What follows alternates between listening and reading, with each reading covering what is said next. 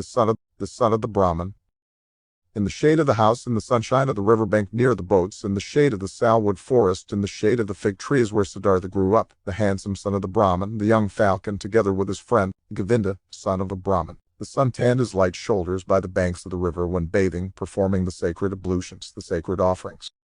In the mango grove, shade poured into his black eyes when playing as a boy, when his mother sang, when the sacred offerings were made, when his father, the scholar, taught him, when the wise men talked. For a long time, Siddhartha had been partaking in the discussions of the wise men, practicing debate with Govinda, practicing with Govinda the art of reflection, the service of meditation. He already knew how to speak the silently, the word of words, to speak it silently into himself while inhaling, to speak it silently out of himself while exhaling, with all the concentration of his soul, the forehead surrounded by the glow of the clear-thinking spirit. He already knew to feel Atman in the depths of his being, indestructible, one with the universe.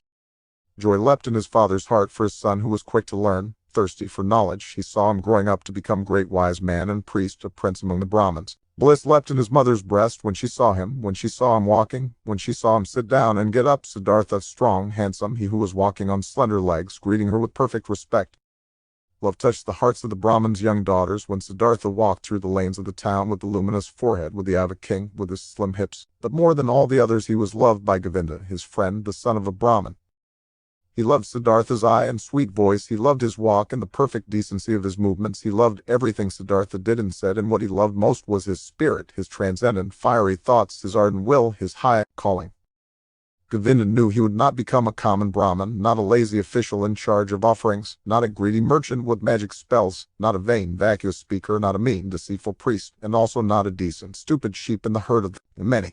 No, and he, Govinda, as well did not want to become one of those, not one of those tens of thousands of Brahmins. He wanted to follow Siddhartha the beloved, the splendid.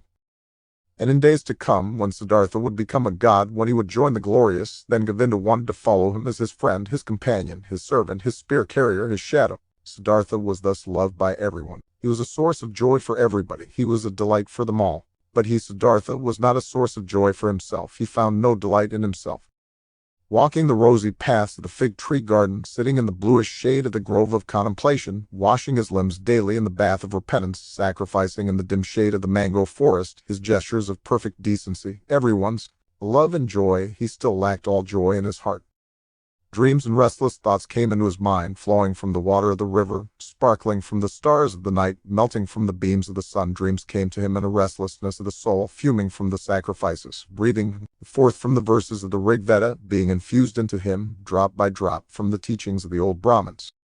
Siddhartha had started to nurse discontent in himself. He had started to feel that the love of his father and the love of his mother and also the love of his friend Govinda would not bring him joy forever and ever, would not nurse him, feed him, satisfy him. He had started to suspect that his venerable father and his other teachers, that the wise Brahmins had already revealed to him the most and best of their wisdom, that they had already filled his expecting vessel with their richness, and the vessel was not full, the spirit was not content, the soul was not calm, the heart was not satisfied. The ablutions were good, but they were water. They did not wash off the sin, they did not heal the spirit's thirst, they did not relieve the fear in his heart. Sacrifices and the invocation of the gods were excellent, but was that all? Did the sacrifices give a happy fortune? And what about the gods? Was it really Prajapati who had created the world? Was it not the Atman, he, the only one, the singular one? Were the gods not creations, created like me and you, subject to time, mortal? Was it therefore good? Was it right? Was it meaningful and the highest occupation to make offerings to the gods? For whom else were offerings to be made? Who else was to be worshipped but him, the only one, the Atman?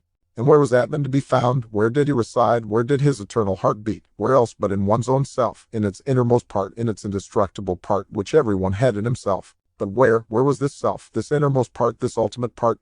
It was not flesh and bone, it was neither thought nor consciousness, thus the wisest ones taught so. Where was it? To reach this place, the self, myself, the Atman, there was another way which was worthwhile looking for. Alas, nobody showed this way, nobody knew it, not the Father, and not the teachers and wise men, not the holy sacrificial songs. They knew everything, the Brahmins and their holy books. They knew everything, they had taken care of everything, and of more than everything, the creation of the world, the origin of speech, of food, of inhaling, of exhaling, the arrangement of the senses, the acts of the gods. They knew infinitely much, but was it valuable to know all of this, not knowing that one and only thing, the most important thing, the solely important thing? Surely many verses of the holy books, particularly in the Upanishads of Samveda, spoke of this innermost and ultimate thing, wonderful verses. Your soul is the whole world was written there, and it was written that man in his sleep, in his deep sleep, would meet with his innermost part and would reside in the Atman. Marvelous wisdom was in these verses. All knowledge of the wisest ones had been collected here in magic words, pure as honey collected by bees. No, not to be looked down upon was the tremendous amount of enlightenment which lay here collected and preserved by innumerable generations of wise Brahmins. But where were the Brahmins, where the priests, where the wise men or penitents who had succeeded in not just knowing this deepest of all knowledge, but also to live it? Where was the knowledgeable one who wove his spell to bring his familiarity with the Atman out of the sleep into the state of being awake, into the life, into every step of the way, into word and deed?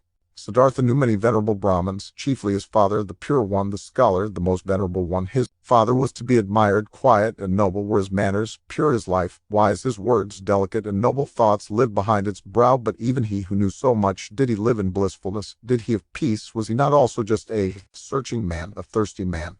Did he not, again and again, have to drink from holy sources as a thirsty man from the offerings, from the books, from the disputes of the Brahmins? Why did he, the irreproachable one, have to wash off sins every day, strive for cleansing every day, over and over every day?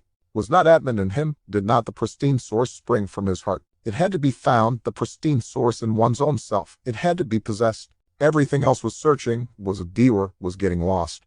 Thus were Siddhartha's thoughts, this was his thirst, this was his suffering. Often he spoke to himself from a Shandagya Upanishad the words, truly, the name of the Brahman is Satyam, verily, he who knows such a thing will enter the heavenly world every day. Often it seemed near the heavenly world, but never he had reached it completely, never he had quenched the ultimate thirst. And among all the wise and wisest men he knew and whose instructions he had received, among all of them there was no one who had reached it completely, the heavenly world, who had quenched it completely, the eternal thirst. Govinda, Siddhartha spoke to his friend, Govinda, my dear, come with me under the banyan tree, let's practice meditation. They went to the banyan tree, they sat down, Siddhartha right here, Govinda 20 paces away. While putting himself down, ready to speak the Siddhartha repeated, murmuring the verse, is the bow, the arrow is soul, the Brahman is the arrow's target, the one should incessantly hit. After the usual time of the exercise and meditation had passed, Govinda rose. The evening had come, it was time to perform the evening's ablution. He called Siddhartha's name. Siddhartha did not answer. Siddhartha sat there lost in thought. His eyes were rigidly focused towards a very distant target. The tip of his tongue was protruding a little between the teeth. He seemed not to breathe. Thus sat he, wrapped up in contemplation, thinking his soul sent after the Brahman as an arrow. Once Samanas had traveled through Siddhartha's town, ascetics on a pilgrimage, 3 skinny, withered men, neither old nor young, with dusty and bloody shoulders, almost naked, scorched by the sun, surrounded by loneliness, strangers and enemies to the world, strangers and lank jackals in the realm of humans. Behind them blew a hot scent of quiet passion, of destructive service, of merciless self-denial. In the evening, after the hour of contemplation, Siddhartha spoke to Govinda, early tomorrow morning, my friend, Siddhartha will go to the Samanas. He will become a Samana. Govinda turned pale when he heard these words and read the decision in the motionless face of his friend, unstoppable like the arrow shot from the bow. Soon and with the first glance, Govinda realized now it is beginning, now Siddhartha is taking his own way, now his fate is beginning to sprout, and with his my own, and he turned pale like a dry banana skin. "O Siddhartha," he exclaimed, "will your father permit you to do that?" Siddhartha looked over as if he was just waking up. Arrow fast he read in Govinda's soul, read the fear, read the submission. "O Govinda," he spoke quietly, "let's not waste words. Tomorrow at daybreak I will begin the life of the Samanas. Speak no more of it." Siddhartha entered the chamber, where his father was sitting on a mat of bast, and stepped behind his father and remained standing there until his father felt that someone was standing behind him. Quoth the Brahmin, "Is that you, Siddhartha? Then say what you came to say." Quoth Siddhartha, "With your permission, my father. I came to tell you that it is my longing to leave your house tomorrow and go to the ascetics. My desire is to become a Samana. May my father not oppose this." The Brahmin fell silent and remained silent for so long that the stars in the small window wondered and changed their relative positions ere the silence was broken. Silent and motionless stood the sun with his arms folded. Silent and motionless sat the father on the mat, and the stars traced their paths in the sky. Then spoke the father, "Not proper it is for a Brahmin to speak harsh and angry words, but indignation is in my heart. I wish not to hear this request for a second time from your mouth." Slowly the Brahmin rose. Siddhartha stood silently, his arms folded. "What are you waiting for?" asked the father. Quoth Siddhartha, "You know what?" Indignant, the father left the chamber. Indignant, he went to his bed and lay down. After an hour, since no sleep had come over his eyes, the Brahmin stood up, paced to and fro, and left the house. Through the small window of the chamber he looked back inside, and there he saw Siddhartha standing, his arms folded, not moving from his spot. Pale shimmered his bright robe. With anxiety in his heart, the father returned to his bed. After another hour, since no sleep had come over his eyes, the Brahmin stood up again, paced to and fro, walked out of the house, and saw that the moon had risen. Through the window of the chamber he looked back inside. There stood Siddhartha, not moving from his spot, his arms folded, moonlight reflecting from his bare shins. With worry in his heart, the father went back to bed. And he came back after an hour, he came back after 2 hours, looked through the small window, saw Siddhartha standing in the moonlight, by the light of the stars in the darkness, and he came back hour after hour, silently. He looked into the chamber, saw him standing in the same place, filled his heart with anger, filled his heart with unrest, filled his heart with anguish, filled it with sadness. And in the night's last hour, before the day began, he returned, stepped into the room, saw the young man standing there, who seemed tall and like a stranger to him. Siddhartha, he spoke, what are you waiting for? You know what? Will you always stand that way and wait until it becomes morning, noon, and evening? I will stand and wait. You will become tired, Siddhartha. I will become tired. You will fall asleep, Siddhartha. I will not fall asleep. You will die, Siddhartha. I will die. And would you rather die than obey your father? Siddhartha has always obeyed his father. So will you abandon your plan? Siddhartha will do what his father will tell him to do. The first light of day shone into the room. The Brahmin saw that Siddhartha was trembling softly in his knees. In Siddhartha's face he saw no trembling, his eyes were fixed on a distant spot. Then his father realized that even now Siddhartha no longer dwelt with him in his home, that he had already left him. The father touched Siddhartha's shoulder. You will, he spoke, go into the forest and be a seminal. When you'll have found blissfulness in the forest, then come back and teach me to be blissful. If you'll find disappointment, then return, and let us once again make offerings to the gods together. Go now and kiss your mother, tell her where you are going to. But for me it is time to go to the river and to perform the first ablution. He took his hand from the shoulder of his son and went outside. Siddhartha wavered to the side as he tried to walk. He put his limbs back under control, bowed to his father, and went to his mother to do as his father had said. As he slowly left on stiff legs in the first light of day the still quiet town, his shadow rose near the last hut, who had crouched there and joined the pilgrim of India. You have come, said Siddhartha, and smiled. I have come, said Govinda. Preview of next chapter. With the samanas in the evening of this day they caught up with the ascetics, the skinny samanas, and offered them their companionship and obedience. Siddhartha gave his garments to a poor Brahmin in the street. He wore nothing more than the loincloth and the earth-colored, unsewn cloak. He ate only once. But wait, there's more.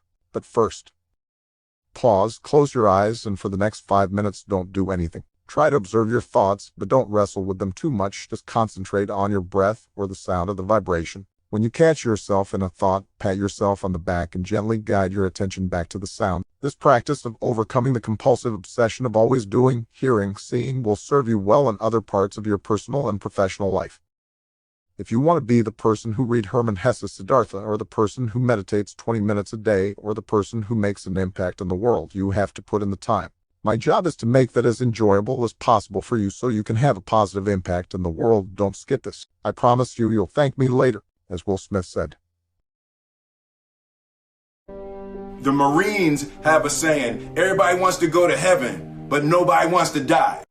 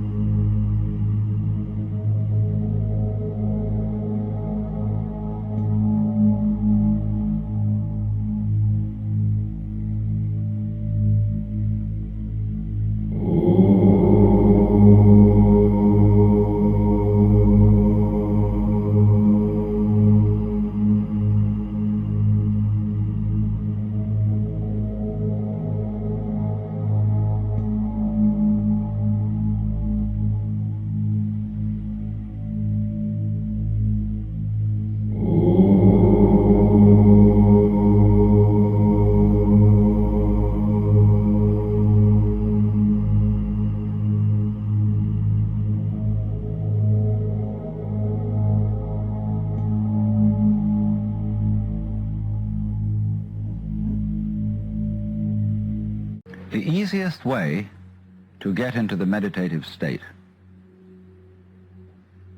is to begin by listening. If you simply close your eyes and allow yourself to hear all the sounds that are going on around you, just listen to the general hum and buzz of the world as if you were listening to music. Don't try to identify the sounds you're hearing. Don't put names on them. Simply allow them to play with your eardrums. And Dear reader, welcome to Herman Hesse's Siddhartha in the Visions by the SCE method of reading.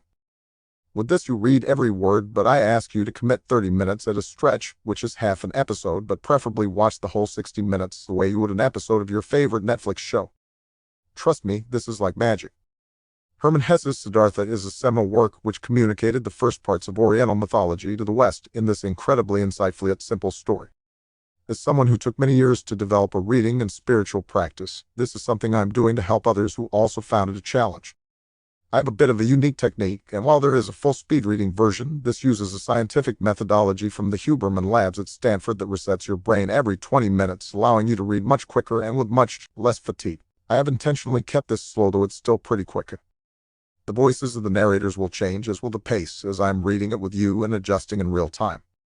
Artificial intelligence will only take you so far, and I consider the Visions of the SCE method to be a new art form which is better experienced firsthand than any description I could articulate. Make sure to use headphones. Don't try to read all the words. All you have to do is follow the blue highlighted word. Or don't just let it flow towards yourself like water, then you'll truly be woo-why, the principle of doing while not doing. Trust the process, you'll be amazed. There is no commercial intent to this. As yet, these are practices that have helped me see the light, and I attribute my modicum of success to this, and I hope to help you see yours. My only ask is that you pass the knowledge on. If you feel there's a way to improve, or you have other ways to help humanity, and you need funding or support, you can email visions@c1 or WhatsApp me at +91 98126 12345. I'm also here for personal advice if you need me. Yes, I'm putting my real cell number there. The privacy boat sailed for me some time ago. This is dedicated to Bob Weir, founder of the Grateful Dead, who first saw a spiritual spark in me many years ago, much before me, and has encouraged and stood by me through thick and thin. My mentor, Admiral Owens, the former second highest ranking officer in the United States, who then retired to lead a leisurely life as CEO of Nortel and chairman of NYC Asia. Bill has taught me always to look on the bright side, and to RSA, the ocean from which the SCE emanates. Warmly, SCE, Visions from the SCE. An RSAC vision, sent from the future. WWWC1.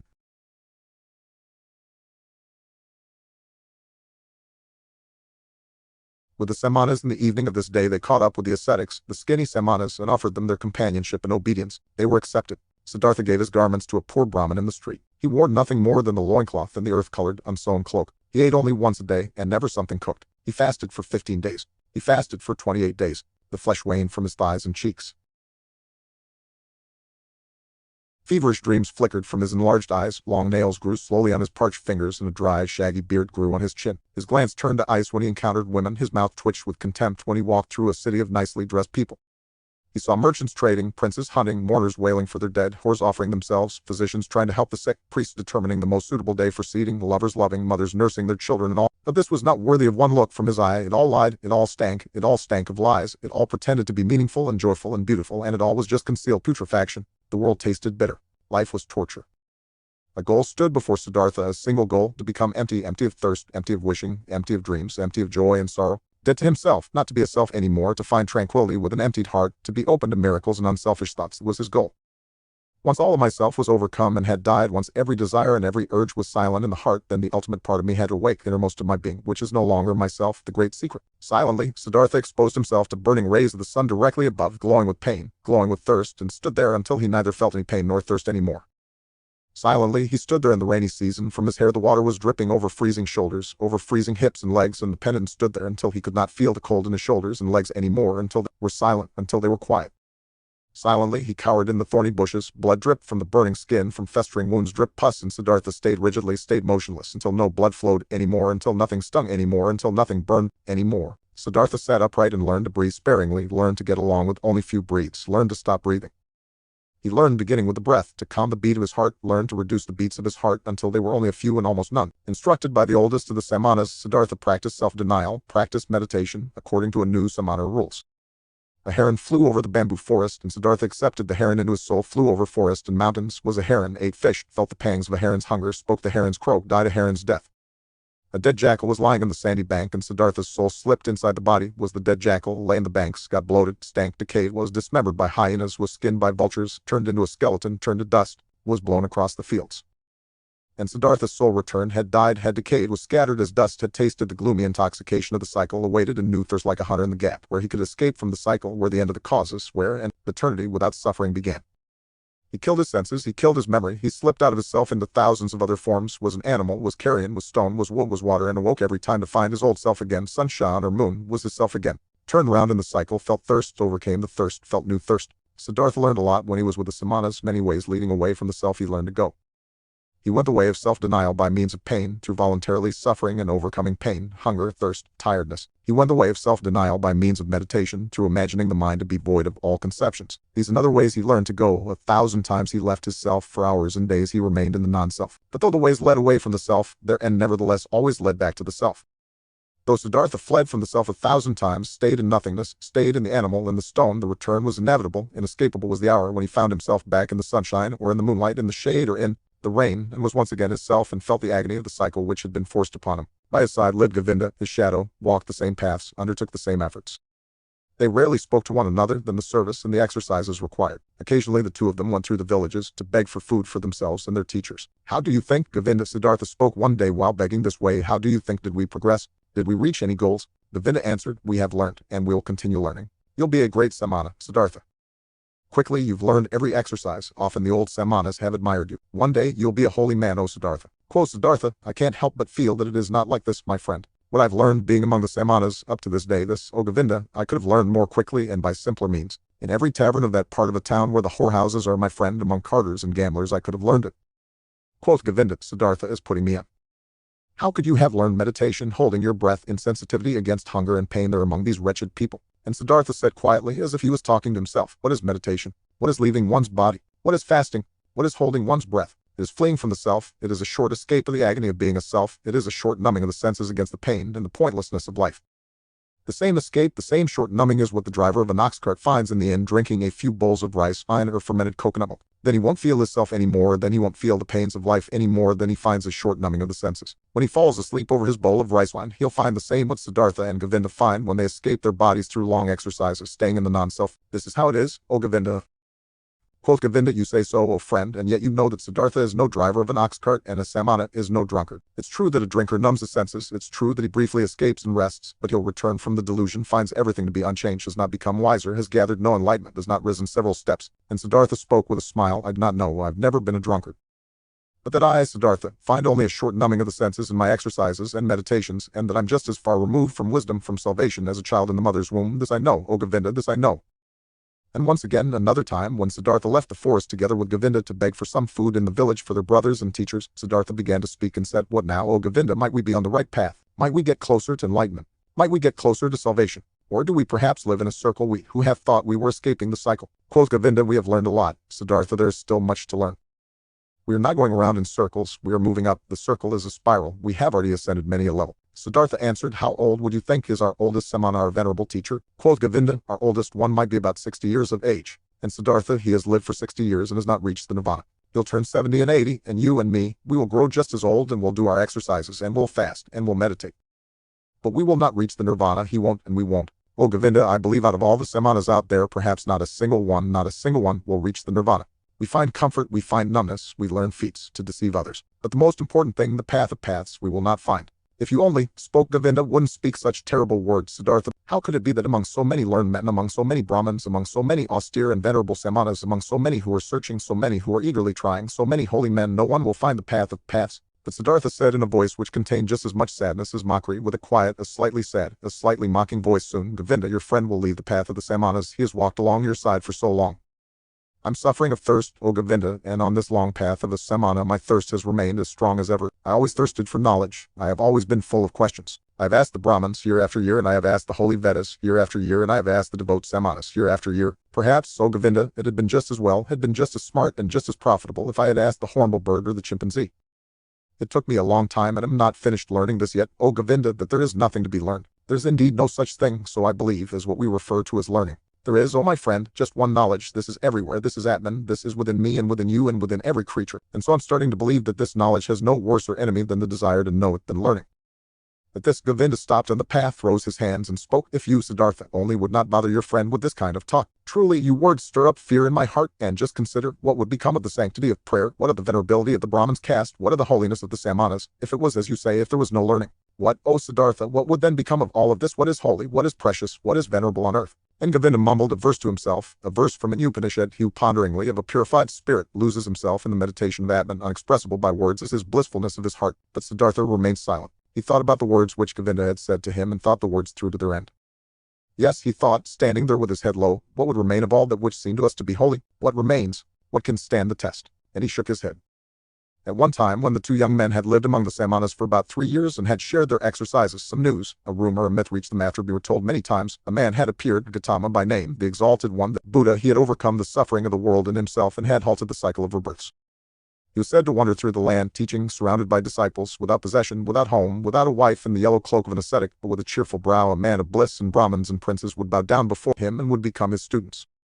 This myth, this rumor, this legend resounded. Its fragrance rose up here and there in the towns. The Brahmins spoke of it, and in the forest, the samanas, again and again, the name of Gautama, the Buddha, reached the ears of the young men with good and with bad talk, with praise and with defamation. It was as if the plague had broken out in a country, and news had been spreading around that in one or another place there was a man, a wise man, a knowledgeable one, whose word and breath was enough to heal everyone who had been infected with the pestilence. And as such news would go through the land, and everyone would talk about it, many would believe, many would doubt, but many would get on their way as soon as possible to seek the wise man, the helper, just like this myth ran through the land, that fragrant myth of Gautama, the Buddha, the wise man of the family of Sakya.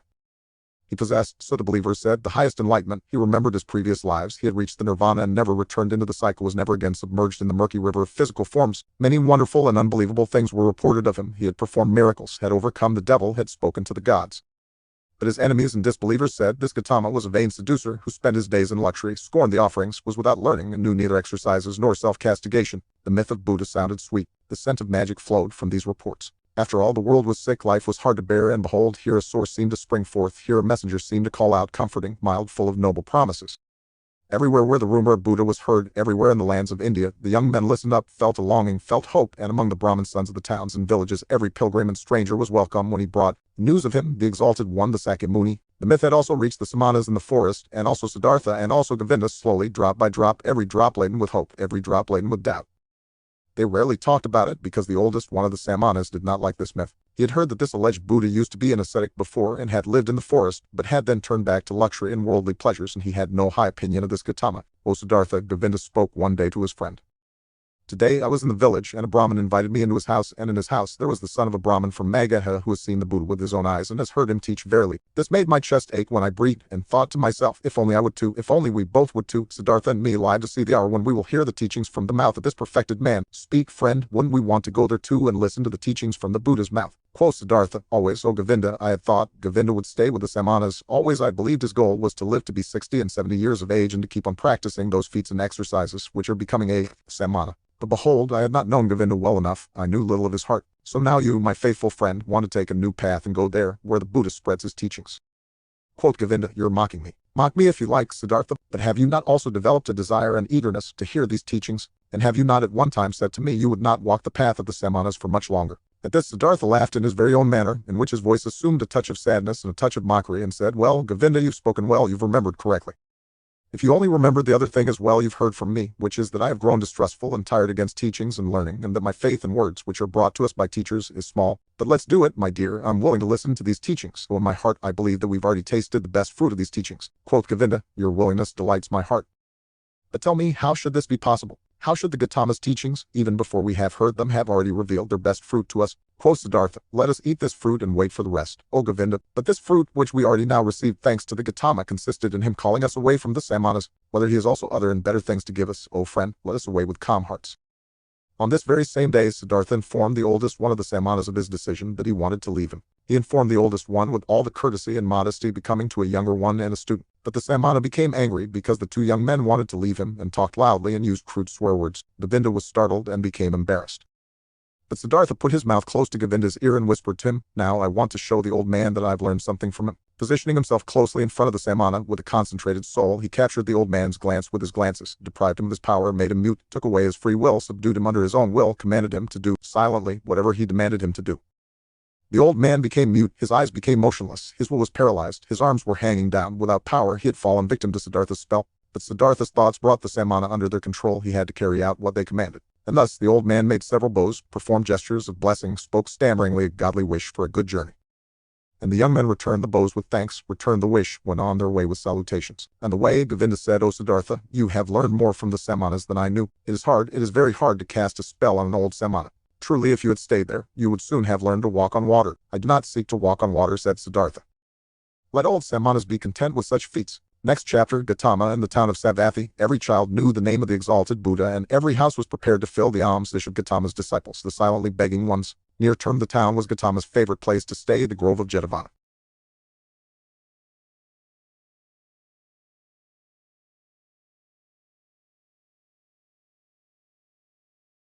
You're going to wake up. And if you're not ready, you're going to stay pretending that you're just a little, poor little me. And since you're all here and engaged in this sort of inquiry and listening to this sort of lecture, I assume that you're all on the process of waking up.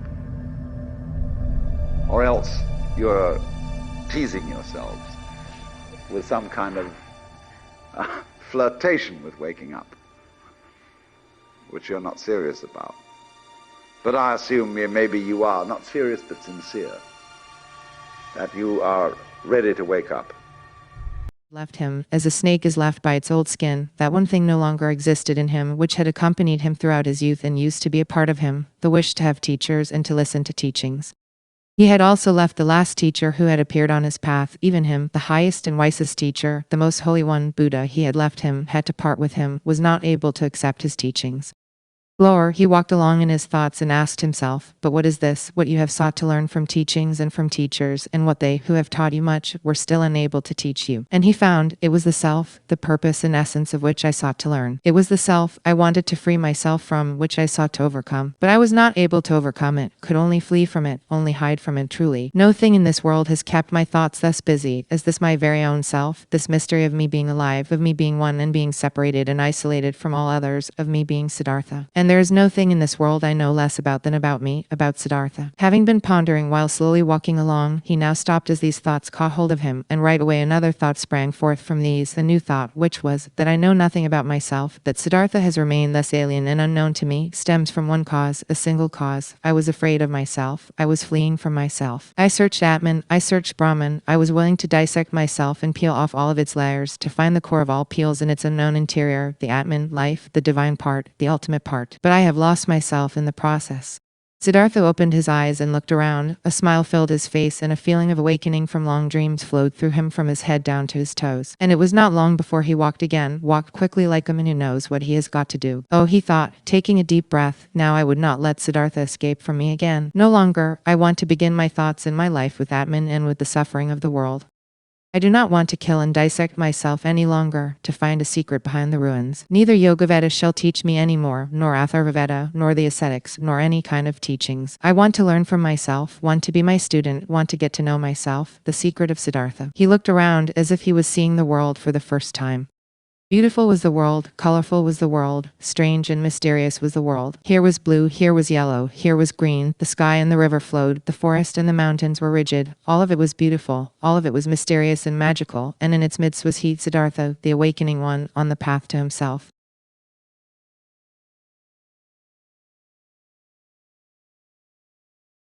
The Buddha went on his way, modestly and deep in his thoughts. His calm face was neither happy nor sad. It seemed to smile quietly and inwardly. With a hidden smile, quiet, calm, somewhat resembling a healthy child, the Buddha walked, wore the robe, and placed his feet just as all of his monks did, according to a precise rule.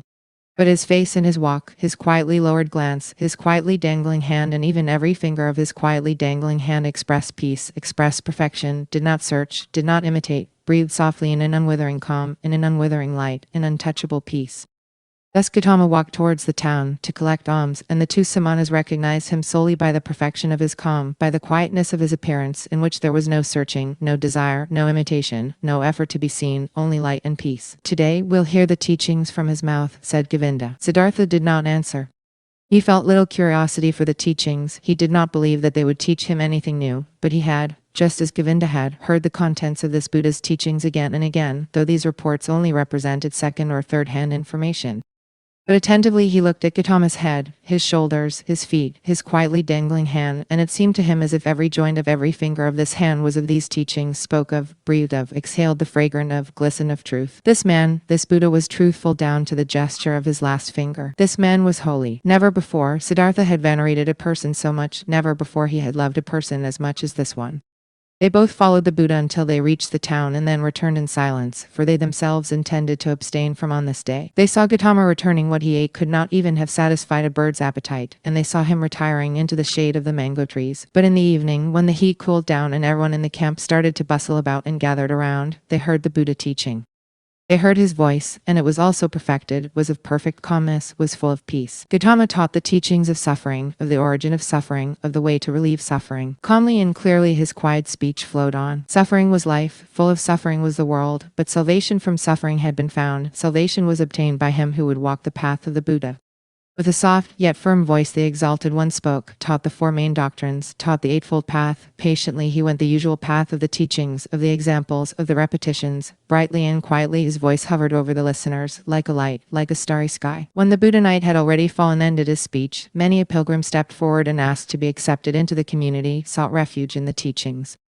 And Gautama accepted them by speaking, "You have heard the teachings well, it has come to you well. Thus join us and walk in holiness, to put an end to all suffering." Behold, then Govinda, the shy one, also stepped forward and spoke. "I also take my refuge in the Exalted One and his teachings," and he asked to be accepted into the community of his disciples and was accepted. Right afterwards, when the Buddha had retired for the night, Govinda turned to Siddhartha and spoke eagerly, "Siddhartha, it is not my place to scold you. We have both heard the Exalted One, we have both perceived the teachings. Govinda has heard the teachings, he has taken refuge in it. But you, my honored friend, don't you also want to walk the path of salvation? Would you want to hesitate? Do you want to wait any longer?" Siddhartha awakened as if he had been asleep when he heard Govinda's words. For a long time, he looked into Govinda's face. Then he spoke quietly in a voice without mockery, "Govinda, my friend, now you have taken this step, now you have chosen this path. Always, O Govinda, you've been my friend, you've always walked one step behind me.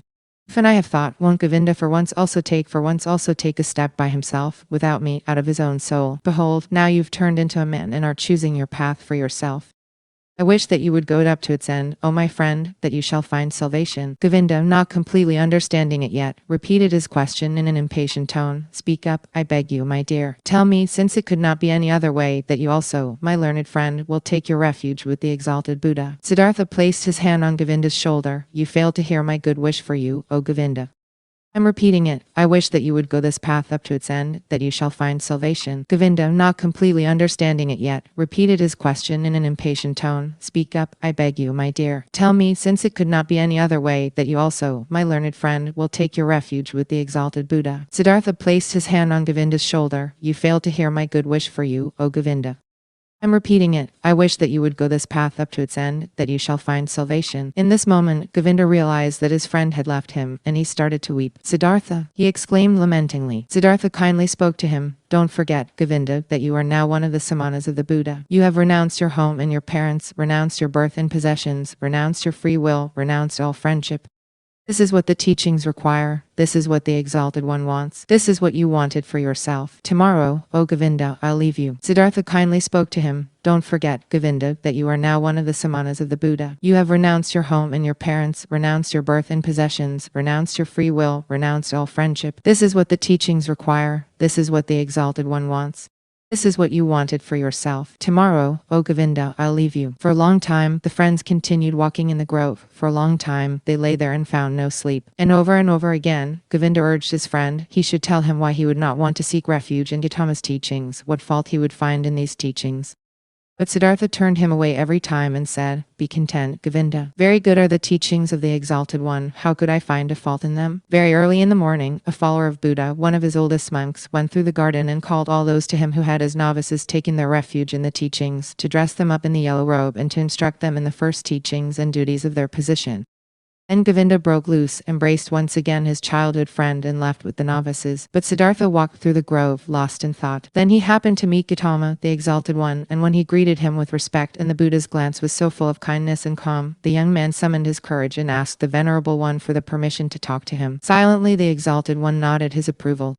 Quoth Siddhartha, "Yesterday, O Exalted One, I had been privileged to hear your wondrous teachings. Together with my friend, I had come from afar to hear your teachings. And now my friend is going to stay with your people. He has taken his refuge with you. But I will again start on my pilgrimage." Quoth Siddhartha, "One thing, O most venerable one, I have admired in your teachings most of all. Everything in your teachings is perfectly clear, is proven. You are presenting the world as a perfect chain, a chain which is never and nowhere broken, an eternal chain the links of which are causes and effects. Never before this has been seen so clearly, never before this has been presented so irrefutably. Truly, the heart of every Brahmin has to beat stronger with love, once he has seen the world through your teachings perfectly connected, without gaps, clear as a crystal, not depending on chance, not depending on gods. Whether it may be good or bad, whether living according to it would be suffering or joy, I do not wish to discuss. Possibly this is not essential, but the uniformity of the world, that everything which happens is connected, that the great and the small things are all encompassed by the same forces of time, by the same law of causes, of coming into being and of dying. This is what shines brightly out of your exalted teachings, O perfected one. But according to your very own teachings, this unity and necessary sequence of all things is nevertheless broken in one place. Through a small gap, this world of unity is invaded by something alien, something new, something which had not been there before, and which cannot be demonstrated and cannot be proven. These are your teachings of overcoming the world of salvation. But with this small gap, with this small breach, the entire eternal and uniform law of the world is breaking apart again and becomes void. Please forgive me for expressing this objection." Quietly, Gautama had listened to him unmoved. Now he spoke, the perfected one, with his kind, with his polite and clear voice. "You've heard the teachings, O son of a Brahmin, and good for you that you've thought about it thus deeply. You've found a gap in it, an error. You should think about this further. But be warned, O seeker of knowledge, of the thicket of opinions and of arguing about words. There is nothing to opinions. They may be beautiful or ugly, smart or foolish. Everyone can support them or discard them. But the teachings you've heard from me are no opinion, and their goal is not to explain the world to those who seek knowledge. They have a different goal. Their goal is salvation from suffering.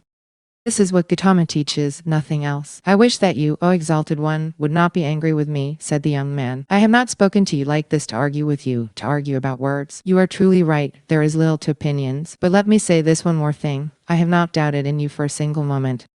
I have not doubted for a single moment that you are Buddha, that you have reached the goal, the highest goal towards which so many thousands of Brahmins and sons of Brahmins are on their way. You have found salvation from death. It has come to you in the course of your own search, on your own path, through thoughts, through meditation, through realizations, through enlightenment.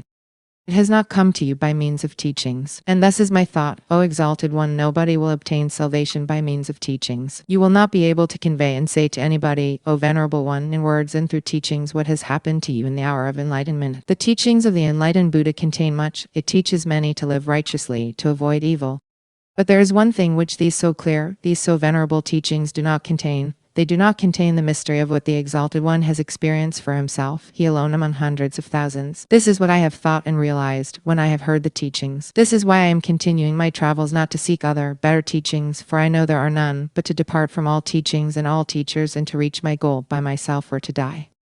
But often, I'll think of this day, O Exalted One, and of this hour when my eyes beheld the holy man. The Buddha's eyes quietly looked to the ground, quietly, in perfect equanimity his inscrutable face was smiling. I wish, the Venerable One spoke slowly, that your thoughts shall not be in error, that you shall reach the goal. But tell me, have you seen the multitude of my samanas, my many brothers, who have taken refuge in the teachings? And do you believe, O stranger, O samana, do you believe that it would be better for them all to abandon the teachings and to return into the life, the world, and of desires? Far is such a thought from my mind, exclaimed Siddhartha. I wish that they shall all stay with the teachings, that they shall reach their goal. It is not my place to judge another person's life. Only for myself alone, I must decide, I must choose, I must refuse. Salvation from the self is what we samanas search for, O exalted one. If I merely were one of your disciples, O venerable one, I'd fear that it might happen to me that only seemingly, only deceptively myself would become and be redeemed, but that in truth it would live on and grow, for then I had replaced myself with the teachings, my duty to follow you, my love for you, and the community of the monks. With half of a smile, with an unwavering openness and kindness, Gautama looked into the stranger's eyes and bid him to leave with a hardly noticeable gesture. You are wise, O Samana, the Venerable One spoke. You know how to talk wisely, my friend. Be aware of too much wisdom. The Buddha turned away, and his glance and half of a smile remained forever etched in Siddhartha's memory. I have never before seen a person glance and smile, sit and walk this way, he thought. Truly, I wish to be able to glance and smile, sit and walk this way too, thus free, thus venerable, thus concealed, thus open, thus childlike and mysterious. Truly, only a person who has succeeded in reaching the innermost part of his self would glance and walk this way. Well, so, I also will seek to reach the innermost part of myself. I saw a man, Siddhartha thought, a single man, before whom I would have to lower my glance. I do not want to lower my glance before any other, not before any other. No teachings will entice me any more, since this man's teachings have not enticed me. I am deprived by the Buddha, thought Siddhartha. I am deprived, and even more he has given to me. He has deprived me of my friend, the one who had believed in me and now believes in him, who had been my shadow and is now Gautama's shadow. But he has given me Siddhartha, myself. Awakening. When Siddhartha left the grove, where the Buddha, the perfected one, stayed behind, where Govinda stayed behind, then he felt that in this grove his past life also stayed behind and parted from him. He pondered about this sensation, which filled him completely, as he was slowly walking along. He pondered deeply, like diving into a deep water. He let himself sink down to the ground of the sensation, down to the place where the causes lie, because to identify the causes, so it seemed to him, is the very essence of thinking, and by this alone sensations turn into realizations and are not lost, but become entities and start to emit like rays of light what is inside of them. Slowly walking along, Siddhartha pondered. He realized that he was no youth anymore, but had turned into a man. He realized that one thing had left him, as a snake is left by its old skin. That one thing no longer existed in him, which had accompanied him throughout his youth and used to be a part of him, the wish to have teachers and to listen to teachings. He had also left the last teacher who had appeared on his path, even him, the highest and wisest teacher, the most holy one, Buddha. He had left him, had to part with him, was not able to accept his teachings. Lower, he walked along in his thoughts and asked himself, but what is this, what you have sought to learn from teachings and from teachers, and what they, who have taught you much, were still unable to teach you? And he found, it was the self, the purpose and essence of which I sought to learn. It was the self I wanted to free myself from, which I sought to overcome. But I was not able to overcome it, could only deceive it, could only flee from it, only hide from it. Truly, no thing in this world has kept my thoughts thus busy, as this my very own self, this mystery of me being alive, of me being one and being separated and isolated from all others, of me being Siddhartha. And there is no thing in this world I know less about than about me, about Siddhartha. Having been pondering while slowly walking along, he now stopped as these thoughts caught hold of him, and right away another thought sprang forth from these, a new thought, which was, that I know nothing about myself, that Siddhartha has remained thus alien and unknown to me, stems from one cause, a single cause. I was afraid of myself, I was fleeing from myself. I searched Atman, I searched Brahman, I was willing to dissect myself and peel off all of its layers, to find the core of all peels in its unknown interior, the Atman, life, the divine part, the ultimate part. But I have lost myself in the process. Siddhartha opened his eyes and looked around. A smile filled his face and a feeling of awakening from long dreams flowed through him from his head down to his toes. And it was not long before he walked again, walked quickly like a man who knows what he has got to do. Oh, he thought, taking a deep breath, now I would not let Siddhartha escape from me again. No longer, I want to begin my thoughts and my life with Atman and with the suffering of the world. I do not want to kill and dissect myself any longer, to find a secret behind the ruins. Neither Yogaveda shall teach me any more, nor Atharvaveda, nor the ascetics, nor any kind of teachings. I want to learn from myself, want to be my student, want to get to know myself, the secret of Siddhartha. He looked around as if he was seeing the world for the first time. Beautiful was the world, colorful was the world, strange and mysterious was the world. Here was blue, here was yellow, here was green, the sky and the river flowed, the forest and the mountains were rigid, all of it was beautiful, all of it was mysterious and magical, and in its midst was he, Siddhartha, the awakening one, on the path to himself. All this yellow and blue, river and forest, entered Siddhartha for the first time through the eyes, was no longer a spell of Mara, was no longer the veil of Maya, was no longer a pointless and coincidental diversity of mere appearances, despicable to the deeply thinking Brahmin, who scorns diversity, who seeks unity. Blue was blue, river was river, and if also in the blue and the river, in Siddhartha, the singular and divine lived hidden, so it was still that very divinity's way and purpose, to be here yellow, here blue, there sky, there forest, and here Siddhartha. The purpose and the essential properties were not somewhere behind the things, they were in them, in everything. How deaf and stupid have I been, he thought, walking swiftly along. When someone reads a text, wants to discover its meaning, he will not scorn the symbols and letters and call them deceptions, coincidence, and worthless hull, but he will read them, he will study and love them, letter by letter. But I, who wanted to read the book of the world and the book of my own being, I have, for the sake of a meaning I had anticipated before I read, scorned the symbols and letters, I called the visible world a deception, called my eyes and my tongue coincidental and worthless forms without substance. No, this is over, I have awakened, I have indeed awakened and have not been born before this very day. In thinking these thoughts, Siddhartha stopped once again, suddenly, as if there was a snake lying in front of him on the path. Because suddenly he had also become aware of this, he who was indeed like someone who had just woken up or like a newborn baby, he had to start his life anew and start again at the very beginning. When he had left in this very morning from the grove Jitavana, the grove of that exalted one, already awakening, already on the path towards himself, he had every intention, regarded as natural and took for granted, that he, after years as an ascetic, would return to his home and his father. But now, only in this moment, when he stopped as if a snake was lying on his path, he also awoke to this realization, but I am no longer the one I was, I am no ascetic anymore, I am not a priest anymore, I am no Brahmin anymore. Whatever should I do at home and at my father's place? Study, make offerings, practice meditation, but all this is over, all of this is no longer alongside my path.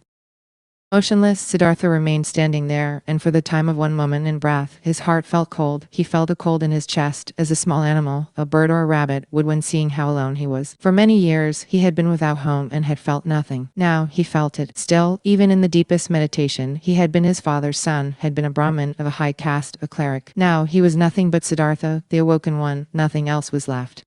Deeply he inhaled, and for a moment he felt cold and shivered. Nobody was thus alone as he was. There was no nobleman who did not belong to the noblemen, no worker that did not belong to the workers, and found refuge with them, shared their life, spoke their language. No Brahmin who would not be regarded as Brahmins and lived with them, no ascetic who would not find his refuge in the caste of the samanas, and even the most forlorn hermit in the forest was not just one and alone, he was also surrounded by a place he belonged to, he also belonged to a caste in which he was at home. Govinda had become a monk, and 1,000 monks were his brothers, wore the same robe as he, believed in his faith, spoke his language. But he, Siddhartha, where did he belong to? With whom would he share his life? Whose language would he speak? Out of this moment, when the world melted away all around him, when he stood alone like a star in the sky, out of this moment of a cold and despair, Siddhartha emerged, more a self than before, more firmly concentrated. He felt, this had been the last tremor of the awakening, the last struggle of this birth. And it was not long until he walked again in long strides, started to proceed swiftly and impatiently, heading no longer for home, no longer to his father, no longer back. I mean, look here. When you ask always, why did you come? I repeat, that is a barren question. Why did you do it? Why did this happen? A question that peters out. So this is not important. What is important, surely, is this immediate now. Not why are we here, but what are we here?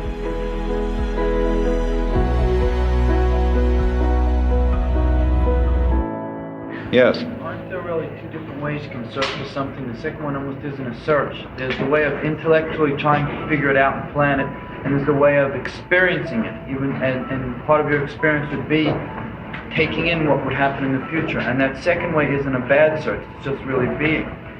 Yeah. So isn't there a type, that's the type of searching for meaning that would be okay, that would be fulfilling? Well, yes, there is the searching in a spirit that the search is more fun than the finding.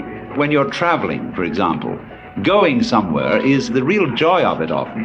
And that's the fallacy of the jet plane, that it abolishes distances between places, and all places which have a distance abolished between them become the same place. So there's no point going to Tokyo if it's already Los Angeles. I mean,